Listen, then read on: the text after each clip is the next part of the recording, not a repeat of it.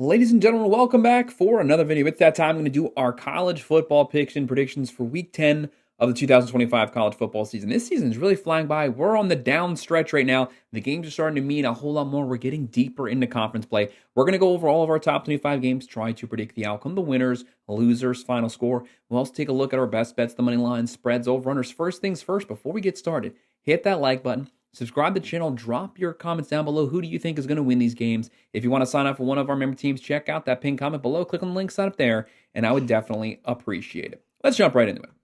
Our very first game is actually a Friday night one. Friday, October 31st, Halloween, 7 p.m. ESPN2. Number 25, Memphis Tigers coming off that upset win versus USF. On the road versus the 4-4 Rice Owls. Right now, Rice 8.1% chance to win. The Tigers a 91.9% chance, 14-point favorites, 50.5 over/under. Memphis can score some points. Decent defense here. This is a game they should be able to win. Coming off the upset win, though, are they out of gas? Do they have things back on track? Lewis, 10 touchdowns, 4 picks, 1,700 yards. Smith, Graham, they have a lot of weapons. 37.6 points a game, throwing for 229, running for 210. Very balanced offense, only giving up 19.9. Rice, they don't have a good offense. They don't have a good defense either, but I don't want to say Memphis can't lose this game because just 2 weeks ago they lost to a coachless UAB team. Anything can happen. Rice, 21.6 points a game, giving up 28, but they're running for 226 yards per game. They're a rush-focused team, top 15 overall rush offense. They might be able to gain some time of possession there, keep the ball away from the Memphis offense, but automatically, Memphis should be able to control second half. I have the Tigers win this one, 41-23. And moving on to our Saturday games, November 1st, the month of November. Crazy stuff, the year's flying by. 12 p.m. on Fox, 3-4 Penn State. This was supposed to be one of the biggest games of the season for college football. Everyone had a destined top 5 versus top 5 matchup. But unfortunately, Penn State riding a 4-game losing streak right now. Franklin's been fired on the road versus number 1. The defending national champions, the Ohio State Buckeyes, 7-0. This game doesn't quite have the same feeling to it because Penn State has completely gone off the rails, but maybe they can get up for this game. Buckeyes, 88.1% chance to win. Nittany Lions, 11.9. Ohio State, 20.5-point favorites, 43.5 over/under. Saban's having a really good season, becoming more and more comfortable in this scheme, in the system. 1,900 passing yards, 19 touchdowns, 3 picks. The offensive line starting to play better. They got to get Jackson going on the ground, but they really are a pass-first team. Smith, Ennis, Tate might be the best wide receiver core in the nation. Nittany Lions 34 points a game, throwing for 185, running for 170, giving up 19.4. The offense isn't moving the ball. The defense is not playing up to Penn State caliber, but like I said, their head coach has been fired at this point. Team is kind of leaderless right now. They don't know what's going to happen. Some guys are starting to sit out here because they can transfer. Buckeye 36.4 points a game, throwing for 279.7, running for 151.7, only giving up 5.9 points a game. That's the real number, 5.9. They've only given up double digits once. They had the number 1 defense last year. They have the number 1 defense. It's not even close right now. It's crazy. 5.9 points a game. They're only giving up 131 through the air, only 86 on the ground. They have a great secondary. They have Caleb Williams, the top safety in the country. They have one of the best front sevens. They have a great offense, an offense that can keep the wall away from Penn State. But do you really even need to? Because Penn State can't get first downs right now. Doesn't matter. Give me the Buckeyes cruising to the victory here at home, 34-13. November 1st, 12 p.m. ABC. The last game was supposed to be a big matchup. This actually ended up being a bigger matchup than that. Number 9, the Vanderbilt Commodore, 7-1, coming off that win versus Missouri. A top 25 win. They'll be on the road here versus number 20, the Texas Longhorns, 6-2. Texas cannot afford to lose this game. They already have 2 losses. One more loss would kick them out of the top 25. Kick them out of college football playoff contention because no 9-3 team is going to make the playoffs. Vandy, they don't want to drop number 2 here. They have a lot of momentum. They want to keep that going. They're already in the top 10. Everything's in front of them. You just got to win a couple of these last games. Vanderbilt, 29.5% chance to win. Texas, 70.5. The Longhorns, 1.5-point favorites. That's basically a pick 'em. The over-under's 45.5. The big news, Arch Manning, he's in concussion protocol, might not play this game. If it's not him, could be Caldwell. Not saying that Manning is some life-altering quarterback. Yes, he had a good game last game, but let's call it like it is. Hasn't had the best season so far, but he's familiar with this scheme. It's what he can do with his legs, extending plays. He's a dynamic weapon. And obviously Vanderbilt, Diego Pavia here, this is like his 15th year of college football. We know this guy, where he goes, the offense goes with him. 1,700 passing yards, 15 touchdowns, 5 picks, 500 rushing yards. He does everything on this team. Vandy, 38.4 points a game, throwing for 230, running for 203, only giving up 18.8. Texas, 29 points a game, only giving up 14.6. Still have a top 15 overall defense. Great front seven. Didn't look too good the last couple weeks. It didn't quite play up to par. 2 straight overtime victories the last 2 weeks in games that they were heavy favorites in. doesn't install confidence here. But let's call it like it is. Vandy beat Missouri last week with their backup quarterback. But Missouri, if they lose this weekend, they'll be out of the top 25. Vandy technically would have no top 25 wins if that happens. I think they're a little overrated right now. Not saying they're not good. If they win this game, though, everything is in front of them. They will be in the playoffs. But I'm going to go with the Longhorns stealing the limelight. They win this one 27-17. This next one, very difficult game to call. 12 p.m. ESPN. Number 10, the Miami Hurricanes 6-1, coming off that win versus Stanford. Prior to that, the upset loss to Louisville. They were very slow out the gate last week, but they controlled the second half. But they have 35 second half points, completely shut the Cardinals out. They'll be on the road versus 5-3 SMU Mustangs. Do not sleep on the Mustangs here. Rhett Lashley, very familiar with Miami's roster. Don't forget, he used to be the offense coordinator. He's plucked a lot of players from this Miami team through the portal. SMU, 30% chance to win. Miami, 70% chance. The Mustangs, they were just in the playoffs last year. You don't want to sleep on them. Mario Cristobal, he has a habit of games that he's heavy favorites in, dropping one or two of those every single season. You already did it versus Louisville once. You can easily drop this game, but Miami, top 10 overall roster, one of the best offensive lines, one of the best defenses, one of the best front sevens in the country now. Everything is at their back. Do not overlook this game. You can easily win this one. Miami 11-point favorites, 50.5 over-under. Obviously, Carson Beck here. Got to keep the turnovers down. Both these teams can run the ball. Both these teams have solid rush defenses. It's going to come down to the quarterbacks and being smart with the football. Miami 34 points a game, throwing for 257, running for 154, only giving up 14.1 points a game. Obviously, much better than where they were last year. Give Heatherman some props there for revamping this defense. They're giving up 87.3 on the ground. Really good rush defense. Obviously, Ruben Bain might be one of the best defensive linemen in the country. SMU, 31.4 points a game, throwing for 266, running for 122, only giving up 21.4 points a game, only 95 on the ground. Really good rush defenses here. SMU coming off that pretty sloppy game last week, but maybe they just got caught overlooking that one. This is one of the ones to me. It's a pick-em game. Flip a coin. That could be the outcome. I could see Miami dropping another one they're supposed to win, but I'm going to go with that not happening. Give me the Hurricanes win this one 34-24. Fox Sports 1 at 12 p.m., a Big 12 versus Big 12 matchup. West Virginia 2-6, Rich Rodriguez here. The team is starting to be a little more competitive, but obviously he's had to completely revamp this roster. They're on the road versus the newly ranked number 22, the Houston Cougars, 7-1. How about the Cougars? Really good season. Willie Fritz here coming over, had to completely retool this entire roster the last two seasons. It's obvious he's definitely done that so far. Houston, 81.1% chance to win. Mountaineers, 18.9%. Pat McAfee, he's not going to be too happy about that. Right now, Houston, 14-point favorites, 49.5 over-under. West Virginia, 20.5 points a game. Really balanced offense. That's what Rich Rod wants to do. Throw it, run it, spread it out, be up-tempo. They're throwing for 176, running for 176, giving up 29.9. Obviously, the defense leaves a lot to be desired. They almost give up 250 through the air, 160 on the ground. Houston, 28.8 points a game, throwing for 210, running for 171, giving up 18.6 points a game. What I appreciate about the Cougars, Connor Wegman, veteran quarterback transferring over from the Aggies, 1,600 yards, only 2 picks to 12 touchdowns. He's efficient with the football. He's not making mistakes. He's at home. Give me the Houston to win this one, 33-20.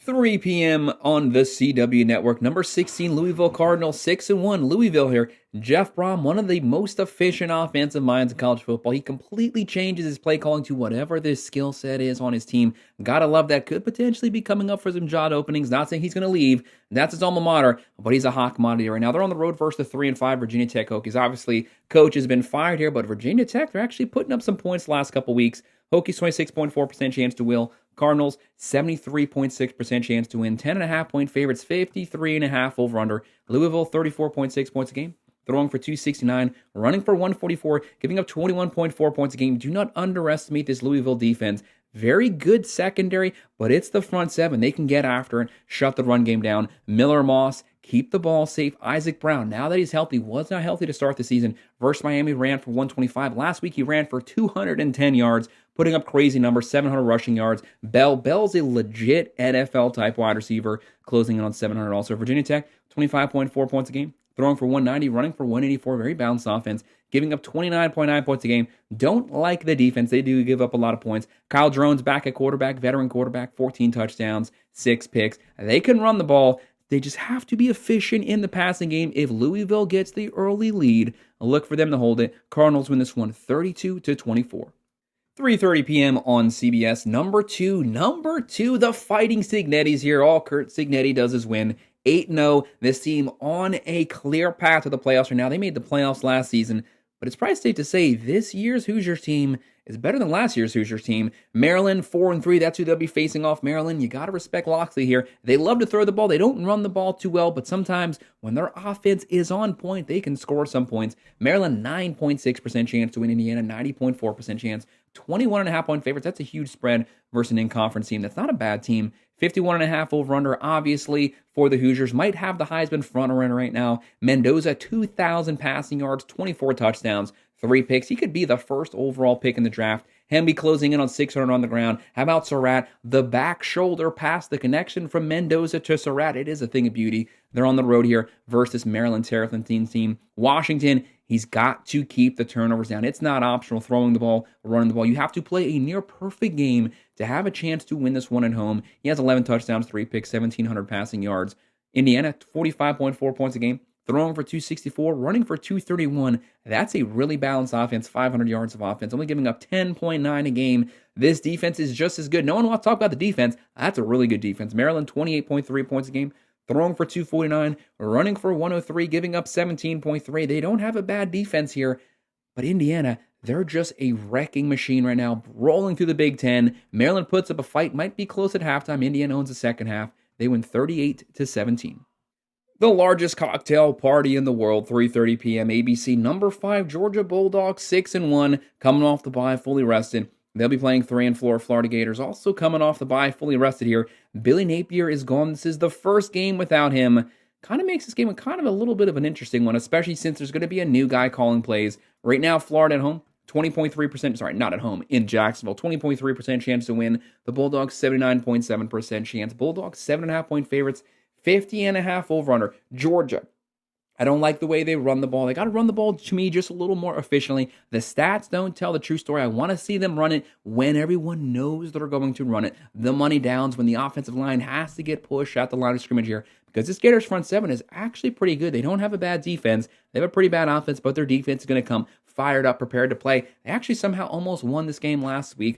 But DJ Lagway, he's going to have to play a perfect game. He's going to have to be prepared, be upset-minded in this game. Stockton, really good game last game. 1,600 passing yards, 10 touchdowns, only 1 pick. He's also a mobile dual-threat quarterback. He will extend plays with his legs. Boeing Branch, feed Branch the ball. Bobo, get every play to Branch. Get him the ball in space. Let him do what he does the best. 33.7 points a game. Throwing for 239, running for 191, giving up 19.6 points a game. Not your typical Bulldogs defense. They have holes. You can move this ball on this Georgia team.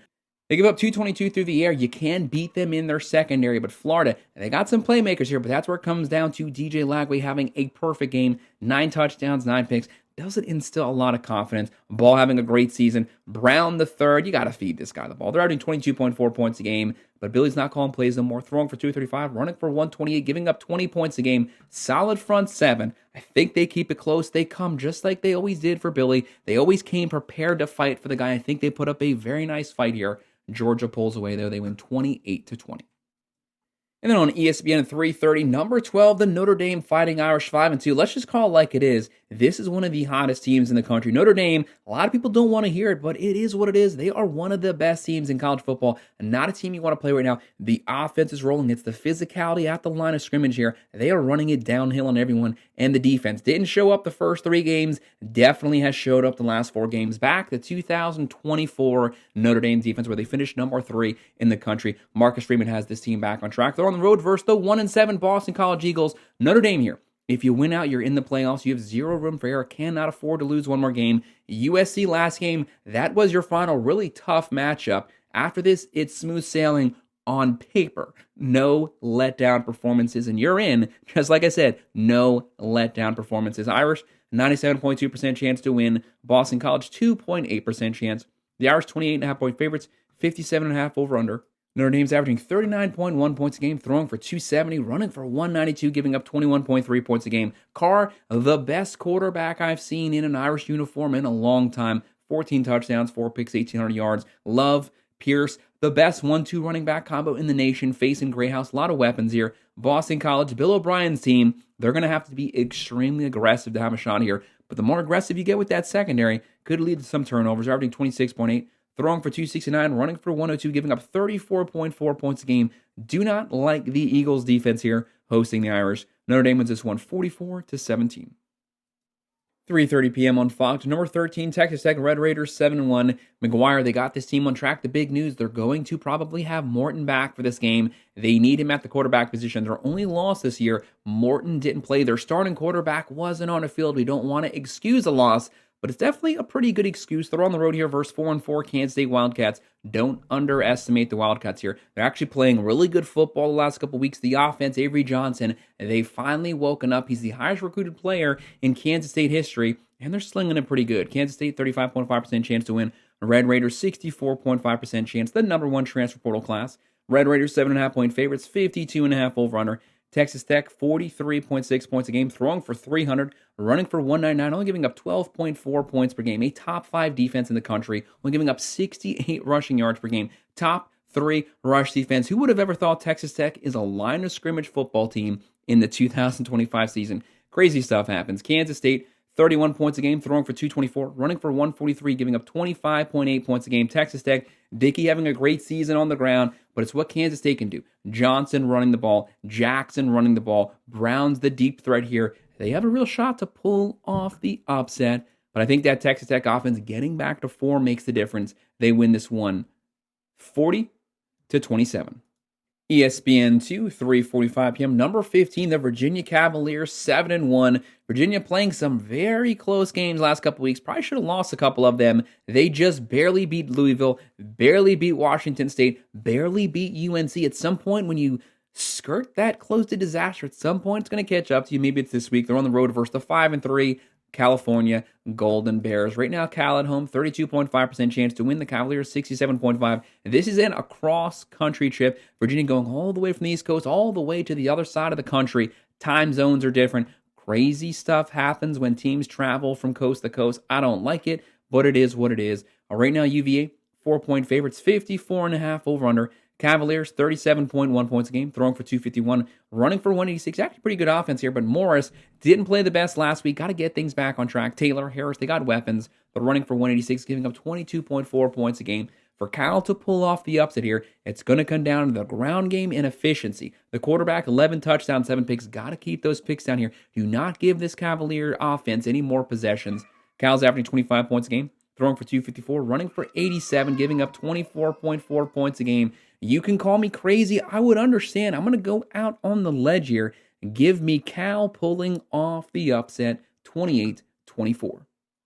Moving back over to SEC play, 7 p.m. on ESPN. This is an under-the-radar, really good game. 3-5 South Carolina Gamecocks. Shane Beamer's team did not live up to the hype this season. Caught up on everyone last year. No one was prepared for them. Everyone brought their A game this season. Started out the year in the top 12. They've fallen off. They almost upset Alabama. Some could say for back-to-back seasons, they should have won that game last week, but it got away from them fourth quarter. On the road versus number 7 Ole Miss Rebels, 7-1, coming off the upset win versus the Sooners. We picked them to upset the Sooners, so no surprise there.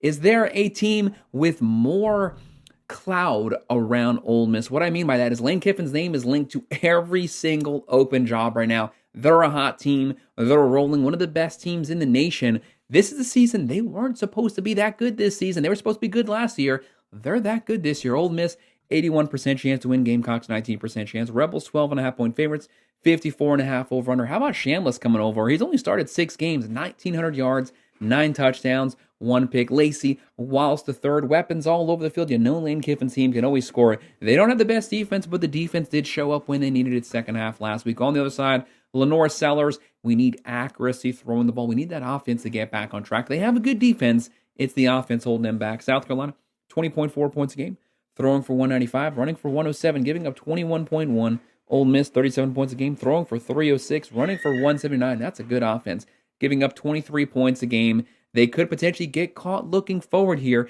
They only have 4 games left. As long as they win 3 of 4, they are in the playoffs. But you'd rather just win out. Give me Ole Miss continuing to stay hot. They win 34-20. The Big Ten Network, 7 p.m., 2-6 Purdue Boilermakers. Purdue, They didn't start out the season too bad, but they're riding a 5-game losing streak right now, really holding this team back. The offense can't move the ball. Defense is getting torched left and right on the road versus number 21, the 6-2 Michigan Wolverines. They're playing the quiet game, slowly climbing their way up through the polls. Potentially, if they can stay undefeated, it's going to set up a very nice final game of the season when they play the Ohio State Buckeyes. One of the best rivalries in all of college football. Michigan, 93.8% chance to win, 21.5-point favorites. That's a huge spread here for a Michigan offense that really isn't a good offense. They're just efficient. The over-under is 51. Purdue, 22.9 points a game, throwing for 246, running for 142, giving up 27.8 points a game. But it's the last couple weeks. They have been scorched the last couple weeks. It is not going to help getting deeper into conference play. Brown here, you got to keep the turnovers down. As many interceptions as touchdowns, it's not going to help. Michigan, 29 points a game, throwing for 191, running for 220. That's what Sharon Moore wants to do. The ground and pound, just grind you down, control the pace of the game, control the game clock, control the third and fourth quarter. That's the recipe to win. Bryce Underwood, true freshman, good season. Haynes closing in on 900 yards. They don't have playmakers at the wide receiver position, but they got a good defense. They can run. It's more than enough to beat Purdue. Michigan wins this one 38-17. 7:30 p.m. on ESPN2. Number 8, the Georgia Tech Yellow Jackets. Brenke's team here, 8-0, undefeated. They had a really good show up last week. The offense showed up. The defense showed up. Prior to that, a couple very close games, skating close to disaster. They were able to separate themselves, get that offense back running the ball. They play time of possession football. They run physical runs down the middle. How about King? The quarterback no one's talking about, 1,500 yards, 7 touchdowns, 1 pick, 700 rushing yards, 12 rushing touchdowns. He's like 75% of this team's offense. I don't know how sustainable that is, but so far it's working. They're on the road here versus the 4-4 NC State Wolfpack. Don't underestimate the Wolfpack. Yes, their defense is complete garbage, but they can actually score some points. 28.9% chance to win. Yellow Jackets, 71.1% chance. Georgia Tech, 6.5-point favorites, 57.5 over-under. The Yellow Jackets, 36 points a game, throwing for 243, running for 230. That's a balanced offense, giving up 20 points a game. It all comes down to Haynes King. It's the physical third and longs. He's still taking off running. He will get the first down. NC State, 30.5 points a game, throwing for 270, running for 151, giving up 29.9. They give up a lot of points, but Bailey there, 17 touchdowns, only 7 picks, 2,100 yards. Smothers closing in on 900 yards rushing. I'm going to say this. Upset alert potential. I'm going to avoid this game completely because the upset can happen here. This is one of the weeks for it to happen for Georgia Tech, but I'm going to go with the Yellow Jackets. Thing just bouncing their way fourth quarter. They win 28-24. And this next one's actually a really tough game. 7:30 p.m. on ABC, another ranked v. ranked matchup. Number 18 Oklahoma Sooners, 6-2, coming off that upset loss to Ole Miss here. They have the second most difficult schedule in the country next to Florida here. For them to have any shot here, Brent Venables has a lot of pressure on him. He would love to win this game because if they lose it, they're probably getting booted out of the top 25. On the road versus number 14, Tennessee Volunteers, 6-2. Josh Heupel here, they still have playoff hopes. They only have 2 losses. If they win out, they're in. But obviously that is easier said than done in the SEC. The Volunteers, one of the best offenses in the country. Top 3 overall offense. Josh Heupel calling plays, one of the best offensive minds in all of college football. But the defense. This is as bad as defense gets, but boy, can they score some points. Joey Aguilar, 2,400 yards, 18 touchdowns, 6 picks. Bishop closing in on 700. Brazel closing in on 800. They can throw it, and they can run it. They just don't play any defense whatsoever. On the other side, Oklahoma, it's obvious that John Mateer not back to 100%. He's everything for this offense. They don't have a good ground game. They don't have a good offensive line. They don't have great skill position players at the wide receiver position. For them to win, he has to play perfect, and he has to completely put this team on his back, carry them across the finish line. He's capable of doing that, but you need him at 100%. He has not been there since he broke his hand. Oklahoma, 28.4 points a game, throwing for 246, running for 130, giving up 12.5 points a game. That's where they have a shot to win here. One of the best defenses in the nation, but it did not slow down Ole Miss last week. And Tennessee's offense, it's one of the best. Tennessee, 45.6 points a game, throwing for 321, running for 189, giving up 30.9 points a game. The defense is so bad that the Sooners are going to get some points, but I don't think they'll be able to beat Tennessee at Tennessee. Volunteers win 28-24. Second to last game, NBC, 7:30 p.m. Number 23, the USC Trojans back in the top 25. One of the best offenses in the nation. In my personal opinion, Lincoln Riley is the best offensive mind in college football. Definitely the best quarterbacks coach. Mayava right now just doing everything. Running the ball, 2,200 yards, 15 touchdowns, 4 picks. He has a very deep running back room. They've lost some of their running backs, and they can still run the ball. One of the best 1-2 wide receiver combos. Lemon, Lane, they're both first-round pick talent guys. They're on the road. Verse 6-2, Matt Rule's Nebraska Cornhuskers. Don't sleep on Nebraska. They got a good offense. Dana Holgerson calling plays. Physical defense. They have a 27.9% chance to win, but they can just never win the big game, whether they're at home on the road. They can just never do it for some reason. Trojans, 72.1% chance to win. USC, 7-point favorites, 59.5 over-under. Vegas sees some points being scored. USC, 42.4 points a game. Throwing for 326, running for 204, giving up 23.1 points a game. We need to see D'Anton Lynn get that defense just a little bit back on track. On the other side, Dylan Raiola, or the Patrick Mahomes wannabe, 2,000 yards passing, 17 touchdowns, pick six. How about Johnson on the ground, closing in on 900 yards rushing? Hunter's the go-to guy for the wide receiver room, 35 points a game, throwing for 272, running for 129, giving up 19.6. Like I said, physical defense, physical team, solid defense, solid offense. But I think USC coming in here, they're rolling off the bye, fully rested, back in the top 25. They win this one 34-26, and it is a super fun game.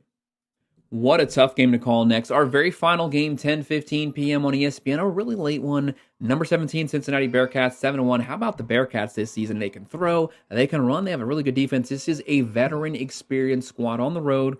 Versus number 24, the Utah Utes, 6-2. Utah, very difficult to beat at Utah. The fans, they're going to be rabid. The Utes, 80.6% chance to win. Bearcats, 19.4. Utah, 7.5-point favorites, 56.5 over-under. One of our ranked v ranked matchups. And Cincinnati, they're rolling, playing really good football, coming off a win versus Baylor. Solid Baylor team, really good offense.